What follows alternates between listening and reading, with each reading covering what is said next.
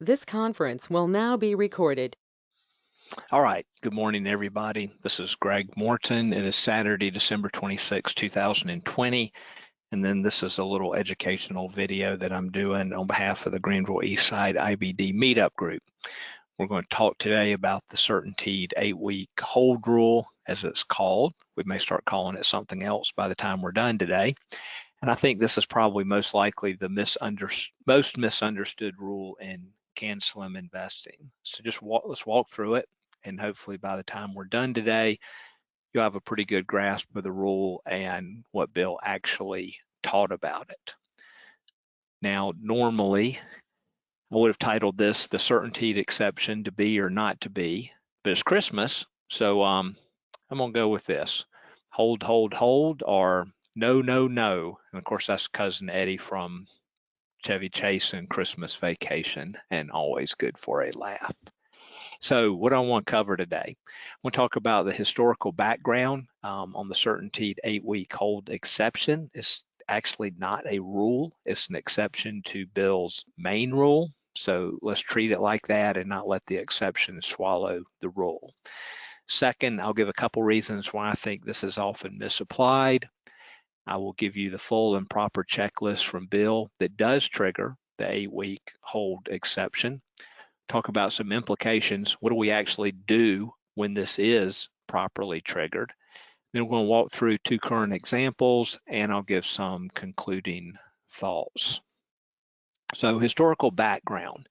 So the original Canslim system sell philosophy as written by Bill was this. It's in chapter 11 and how to make money in stocks. So great day to go reread that chapter on when to sell and take your worthwhile profits. Here's what Bill said at the beginning of the chapter, and he put that in bold. This is one of the most vital chapters in this book, covering an essential subject that few investors handle right. So he says, study it carefully. You're a merchant of stock, and if you're going to make a profit on your stock, you got to sell it while it's on the way up, still advancing and looking strong to everyone. So he took that and he wrote the first Canslim offensive sell rule. I call it version 1.0. It was very simple, easy peasy, and it was this: take all profits at the 20% profit goal, which is measured from the pivot, not measured from what you paid. He also referred to it as 25%. So beginning Canslim investors maybe use 20%. Experienced investors in a good bull market might use the 25% profit goal, but I'm just going to use the 20% for discussion purposes, and that seems appropriate in the market we are now. So he just had one rule, one offensive sell rule, and it was what I set forth above. Now also there was and still is the original Canslim defensive sell rule, which you're selling on the way down. So you got to sell any stock that goes down 7 to 8% from what you paid for it. Got to keep your losses small, take your losses quickly, take your profits more slowly, is the way he explained it. But that's really how it worked. And then along came Certainteed. So this was a stock Bill bought. This was in the early days of Canslim. The system was developed, let's say 1960 to 1962 or 59 to 62 are the years Bill spent developing the rules. And so here's what he says in the book about Certainteed. He said, I bought it in the low 20s, but during a weak moment in the market, he got scared. That's also referred to as being shaken out, and sold it for only a 2 or 3 point gain. And then he watched as it tripled in price.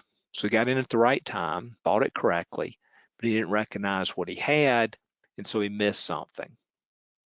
So, and he also in the book says his analysis of Certainteed and other such personal failures helped him realize what he was doing wrong. So it wasn't just one stock, but that was the primary one, and he was doing analysis on other ones also. So he went and did what he did best. He did post-analysis, and he modified the original Canslim offensive sell rule to the new one. So here's the new plan. So when you hear Bill O'Neill talk about my revised profit and loss plan, what he revised is the exception to the original rule, which was to sell it all at the 20% profit goal and move on, go on to the next one and compound the gains. So he clearly calls this an exception to what was his original rule. So if the stock was so powerful that it went up 20% in only 1, 2, or 3 weeks, you got to hold it 8 weeks from the buy point. And then you reanalyze it to see if you can hold it for 6-month long-term capital gains, since that was the long-term rule back then. It's of course a year now. And so here was his revised plan, still very simply stated.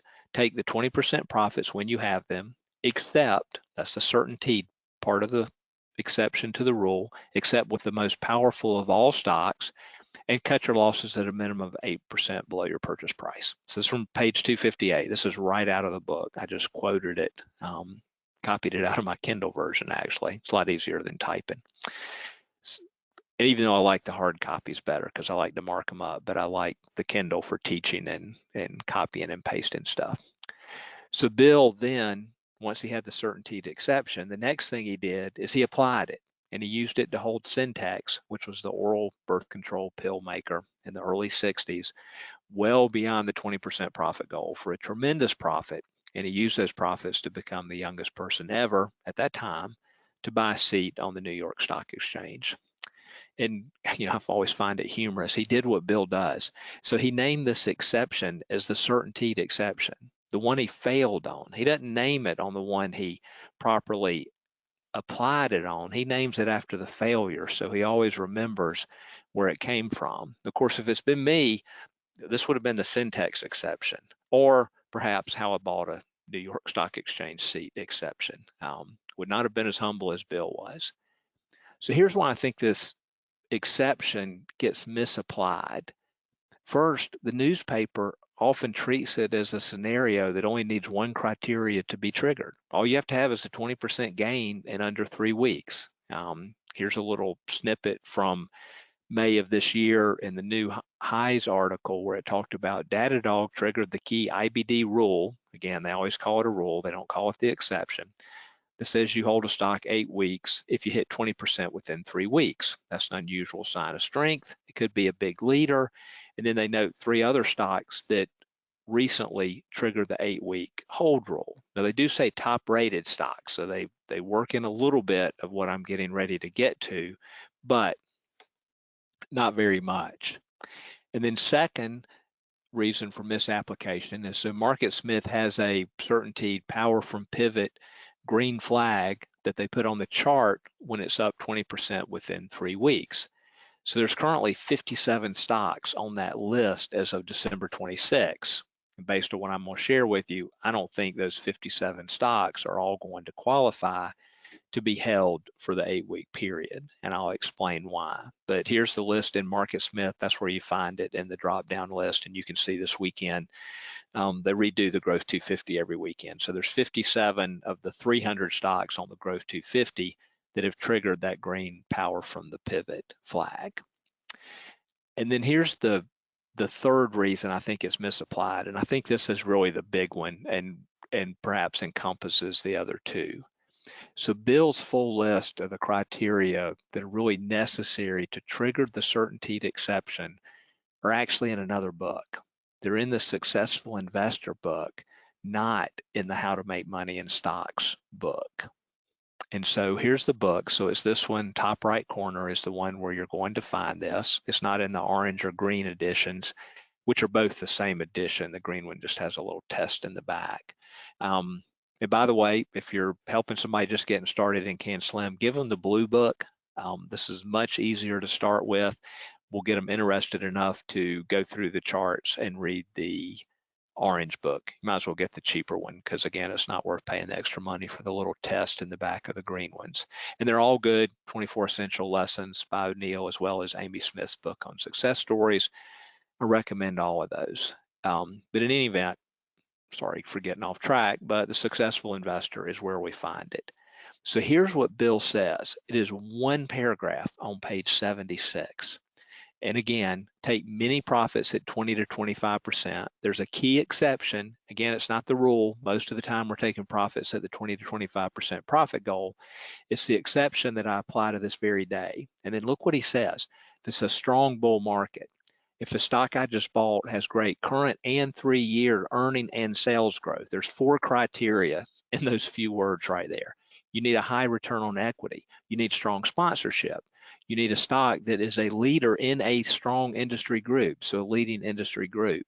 Then, if it goes up 20% in 1, 2, or 3 weeks, and it breaks out of a sound and proper base, I set it aside and must hold for at least 8 weeks from its breakout buy point. So in the original How to Make Money in Stocks, Bill just said it needed to be a powerful stock. This is where he defines this for us. And he was a man of few words. There is a lot crammed in this one paragraph. Every word is important. And if we convert this to a checklist, here's what we get. Do we have a strong bull market? Do we have great current EPS growth? Well, how much is great? Bill calls it great. I would say 40% or better, just because in 2 old Market Smith webinars where he was doing interviews with Scott O'Neill, Scott was asking him about the characteristics of model stocks and strong Canslim stocks. Bill said, he actually got a little frustrated almost. He said, here, let me make this easy for you. If this stock doesn't have 40% earnings growth in the last quarter, it does not currently have the characteristics to go on and be a true market leader or a model stock. So that's always stuck with me. So I'd say, hey, I'm looking for 40% in that last current quarter. And then he said, you've got to have great 3-year earnings growth in the paragraph from the successful investor. You got to have great current sales growth. Do we have that? You got to have great 3-year sales growth. Again, notice the word great. You got to have a high return on equity. So we know the Canslim minimum is normally 17% of what we're looking for. But if you listen to Bill teach, he normally preferred more. He liked to see 20 to 25%. But the 17% was enough to get in the book and to teach investors. But just realize he liked more. Does it have quality institutional sponsorship? So we've got to look and see if any of those top-rated funds in Market Smith own it. Is it a leader in a top industry group? So we need a top industry group as well as it being a leader. That's actually 2 criteria. Number 9, we're down to number 9 before we get into the 20% that actually everybody treats as really all we need. And then was the breakout and run up. So again, that's really 2 criteria I put in one number on strong volume. And was the breakout from a full and proper base. So there's at least 11 checklist items in that one paragraph in the successful investor on when we should be applying the Certainteed 8-week exception to the general rule to take all our profits at 20 or 25%. Here's a couple additional considerations that I sort of threw in. Was the base early stage with a prior uptrend? So I think we're looking for a first and second stage base. Now, Bill did say a full and proper base. So this is probably built into it. We just have to know when he says full and proper base, he's talking about early stage and he's talking about there being a valid prior uptrend. So maybe this is already in there, but I stuck it on there as a separate item to make sure it didn't get overlooked. Where are we in the current bull market? Are we early? Did we just come out of a significant bear market? Or we've been, running for 2 years with just some intermediate correction. So that makes a little bit of a difference. Something to think about. The 8 weeks works better the earlier you are in a new bull market. And then what's your conviction level in the stock? Is this something truly new or is it a bank? And you're going, oh, Greg, bank stocks would never trigger that. Well, right now, Western Alliance Bancorp, WAL, is on the list of 57 that I showed you a while ago. So they can make it. So what do we do? Let's say we decide the 8-week hold exception is properly triggered. Do we suspend all our sell rules and just sit for 8 weeks? No, we do not do that. We suspend all our sell rules except for one. The sell rule never goes away. Never let a good gain turn into a loss. So once the stock is up at least 20%, you can never let that go negative. So your stop's going to be break even, or I use break even plus 1% because normally it's a market stop loss order, and by the time it triggers, it may be break even anyway. You're going to have some slippage when that order executes. So you're getting rid of all your other sell rules if you believe this has been validly triggered. So this means, in real life, you got to be willing to give back all of the gain. So if you're up 39% on the green flag, and you decide, yep, I'm going to apply the 8-week exception, it means you're willing to give back 38 or 39% gain, because if you get break even plus 1%, is why I said 38%, assuming you're going to make 1%.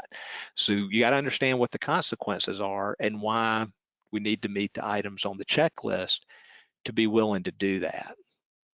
And then what do we do at the end of 8 weeks?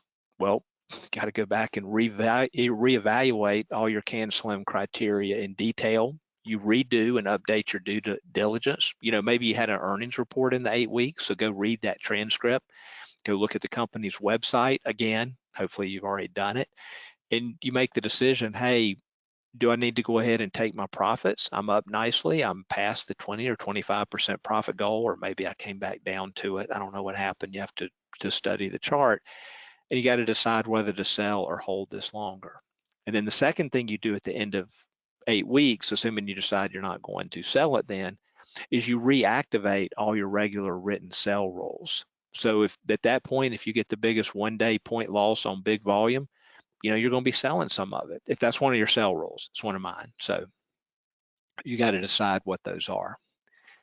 So let's look at two current examples. So here's stock number one, and let's just walk through our checklist before I tell you what it is. Are we in a strong bull market? I'm going to say yes. Current EPS growth. This one had 175% in the last quarter. I'm going to say yes. Great 3-year EPS growth. 11%. So I'm going to say no. I'd like to see that at least 15 to 20, 25% would be phenomenal over 3 years. Great current sales growth, 50%, yes. Great 3-year sales growth, 18%. So, not a yes or no. High return on equity, 17% is a Canslim minimum. This one's 8.5. I'm going to say no. Quality institutional sponsorship has 0 of the MarketSmith top rated funds when we look on the MarketSmith chart. No. Is it a leader in a top industry group? Yes. Industry group number 1, and it is number 1 out of 17 stocks in that group. Yes. Did it go up 20% in 3 weeks or less? Well, obviously, we wouldn't be doing this exercise, but it actually went up 41%. That's the peak within the 3 weeks will show in the little green flag. So it went up as high as 41% within the 3 weeks, the green flag on the MarketSmith chart. Was the breakout and run up on strong volume? Well, it broke out, it went up almost 16% on the breakout day on 109% volume. So I'm going to say yes on the breakout. If I look at the volume bars during the run up that we're studying, so, not great. And we're going to look at this stock when I'm done with this. Was the breakout from a full and proper base? Stage 3 consolidation, not one of the recognized bases. So I'm going to say no. And then was it early stage? Again, I put this one on there separately. Bill may encompass that already, as I said earlier. First or second stage base, I'm gonna say no, it wasn't, because it was stage 3. And then where are we in the current bull market? Again, I'm gonna say okay. We have been running for a bit. We did have the bear correction back in the spring with the virus, spring of 2020. So I'm gonna say, it's okay to apply the rule. And what's your conviction level on the stock? Is it new or is it a bank? Well, this is a solar stock that is very strong right now. We know that it's number 1 out of 197 industry groups, but this is a Chinese company. So I do not have strong conviction because of that. So as we went through the list, you saw I had a lot of red, a lot of green. I just have to go back through it, make a decision. No stock's gonna have all those green or correct answers. So there's always some art in the chart and art in the statistics. But I'm gonna say on stock number 1, I would not apply the Certainteed exception. So let's just skip to MarketSmith if this will let me out. So this is a stock. Daqo New Energy was stock number 1. You can see it actually has triggered the green flag twice. I'm looking more at this current one. If you look at this one, where it triggered it, it actually had a bad week, but if you decided to apply it, you would have been in it for 8 weeks. Remember, the 8 weeks is measured from the breakout. So we start with this bar, 1, 2, 3, 4, 5, 6, 7, 8. So your 8 weeks would have ended here, and you would have been reevaluating. All your sell rules would have come back into place. Am I going to hold it or not hold it? And it actually came down, and it would have triggered a sell rule for me because it closed, how far?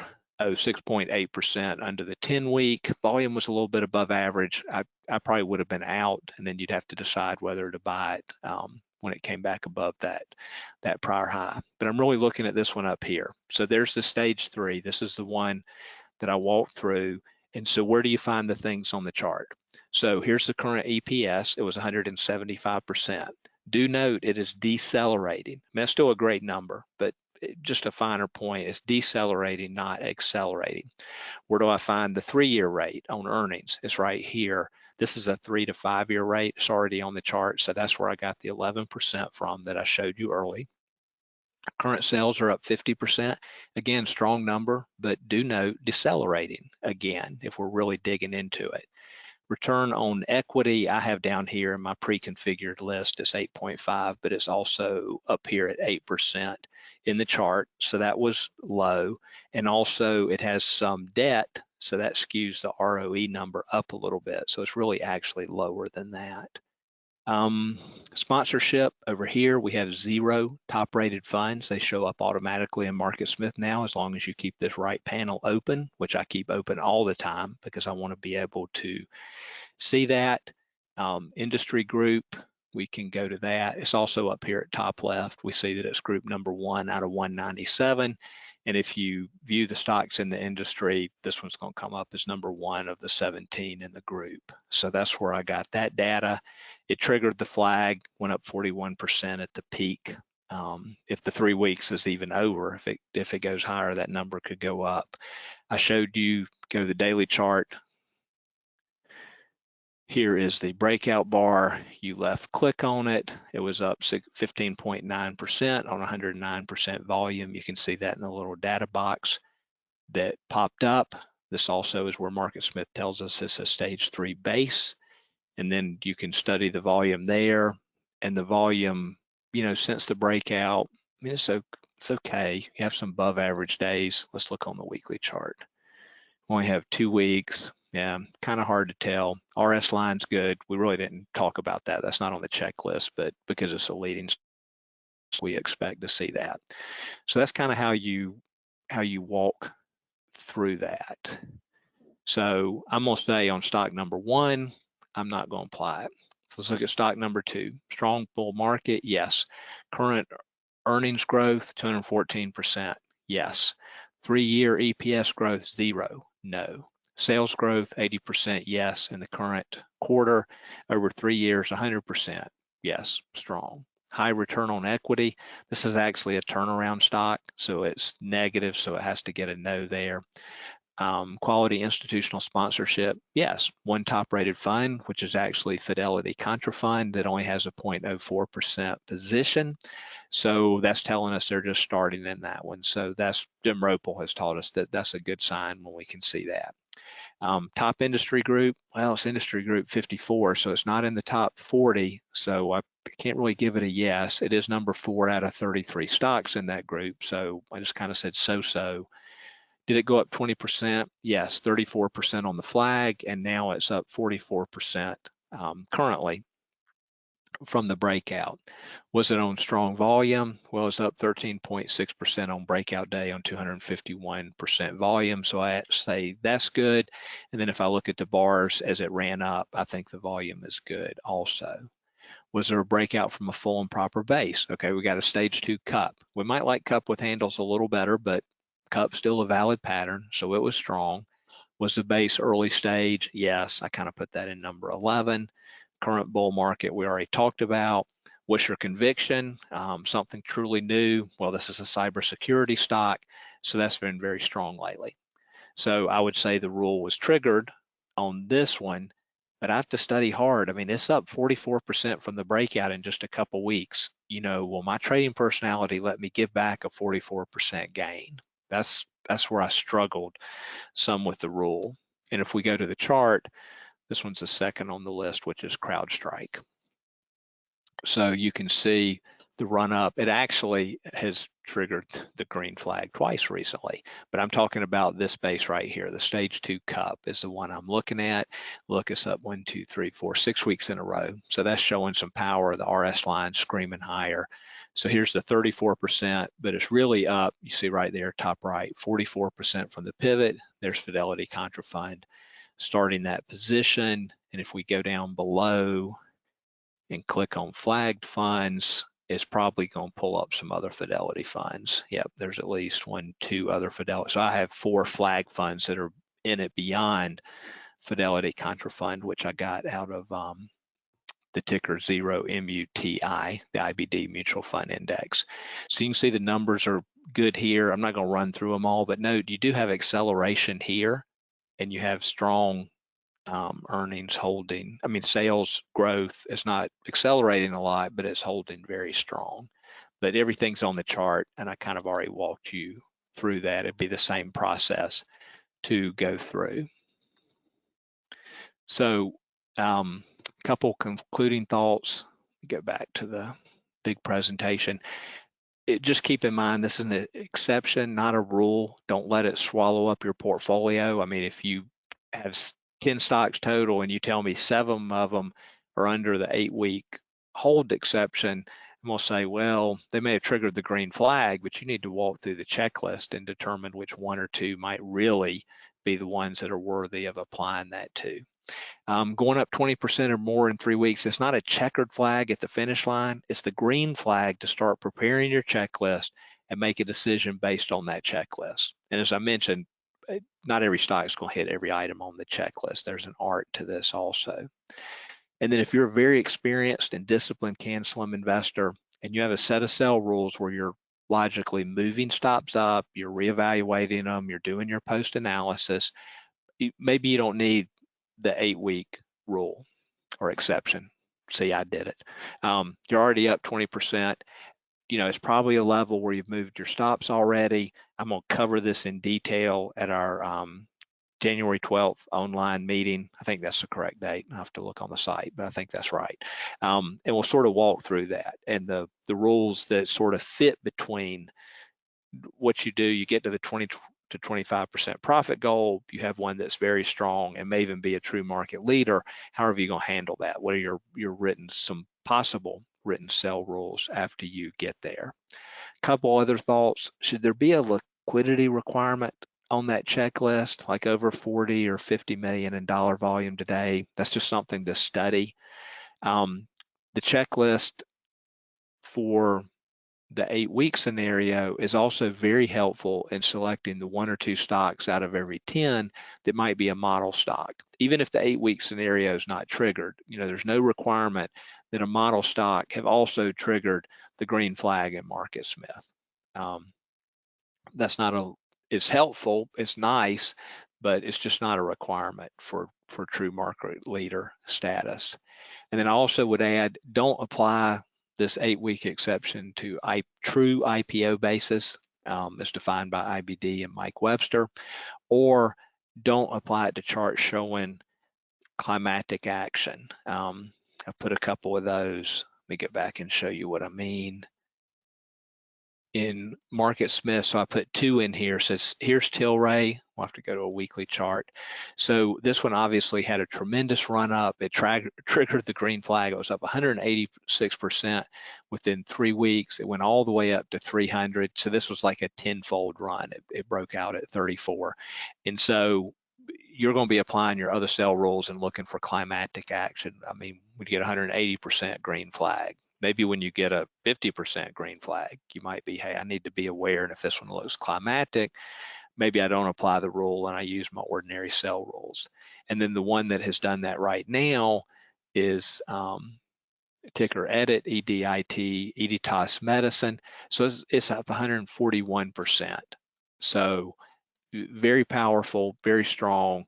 But and I'm not in this one, but would I hold 141% gain and let it round trip that all the way back to 0? No, there's going to be some other, I'm going to use my normal sell rules and there's going to be something trigger me out of some or all of that before then. Remember, selling's never an all or nothing, does not have to be an all or nothing decision. So you can always sell part of it. You can always buy it back if it sets up again. This one here, you can see it kind of set up that little shelf and sloping trend line area where it could have added or gone back in if you had sold some. All right, so let me go back. A couple notes from IBD Live on this topic. When the 8-week situation comes up, Arusha often states, I don't use that rule very often. It's really for tip-top stocks. So that's very consistent with the checklist that Bill gave us on page 76 of The Successful Investor. Mike Webster, when he was on, he had emphasized Bill only used this for strong growth stocks in early stage basis. So we've covered that.